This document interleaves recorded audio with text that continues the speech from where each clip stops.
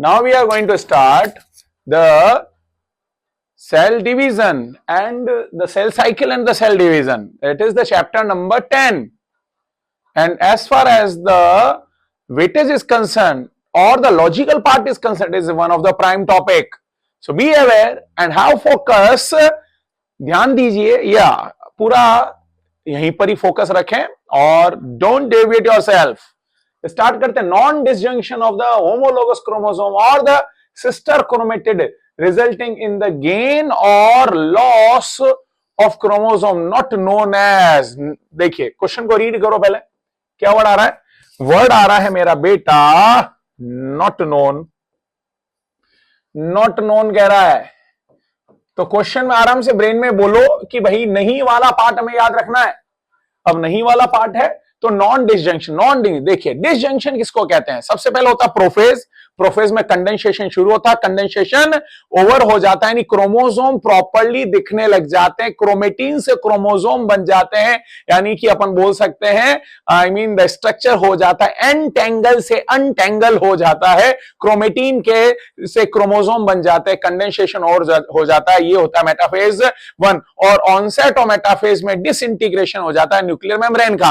और यहां पर न्यूक्लियर मेम्ब्रेन का डिसइंटीग्रेशन होते ही मेटाफेज में जो क्रोमोसोम होते हैं that one is called homologous chromosome scattered हो जाते हैं. और फिर यहां पर धीरे धीरे स्पिंडल फाइबर जो होते हैं वह सेंट्रोमियर के काइनेटोकोर से स्टिक होते हुए धीरे धीरे सबको पकड़ते हैं. किसको पकड़ते हैं? आई मीन पकड़ते हैं होमोलोगस क्रोमोसोम को और धीरे धीरे सेंटर में लाते हैं, मेटाफेज प्लेट की ओर लाते हैं.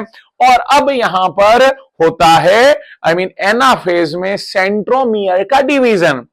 अगर यह माइटोसिस है या मियोसिस में एनाफेज 1 नहीं 2 है तो हो जाएगा सेंट्रोमियर का डिवीजन.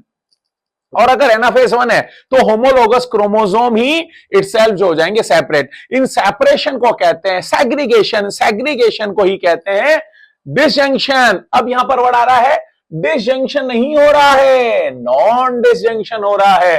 नॉन डिसजंक्शन हो रहा है मतलब जो क्रोमोसोम पहुंचे. क्या पहुंचे भाई? जो क्रोमोसोम पहुंचे कहां पर पहुंचे? सेंटर में मेटाफेज प्लेट पर पहुंचे. वो आपस में सेपरेट नहीं हो रहे हैं. सेपरेट नहीं हो रहे हैं इसका मतलब रैंडमली डिस्ट्रीब्यूट होते जा रहे हैं. तो कहीं पर बढ़ जाएंगे तो कहीं पर घट जाएंगे. क्या बढ़ जाएंगे क्या घट जाएंगे? Chromosome itself. क्रोमोसोम के सेट नहीं. जैसे हैप्लॉइड सेट है तो हैप्लॉइड सेट में हमारे में 23 क्रोमोसोम होते हैं. तो 1 सेट की बात नहीं कर रहा हूं.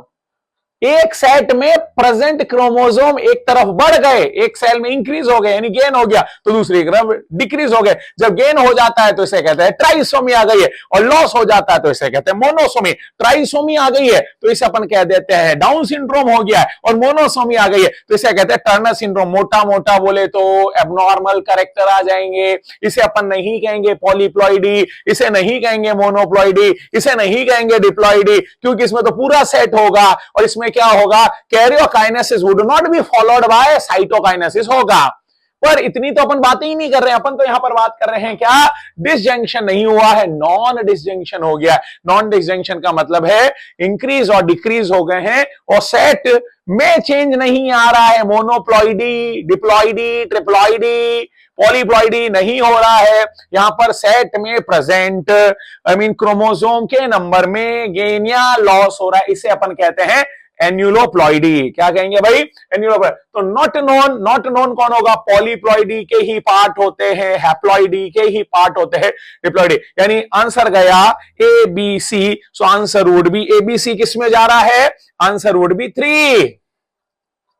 आई थिंक मेरी बातें आपको अप्रोक्सीमेटली थोड़ी समझ में आई होगी, और थोड़ा सा अगर आप थॉट देंगे तो ये बहुत ही. अब यहां पर और पॉलीप्लॉइडी किस में होगा? तो अपन बोलेंगे karyokinesis would not be followed by cytokinesis. अगर ऐसा हो जाएगा तो अपन इसे बोल देंगे, क्या बोल देंगे? इसे अपन बोल देंगे the answer would B polyploidy. और पॉलीप्लॉइडी में सेट में चेंज आएंगे. I think got it.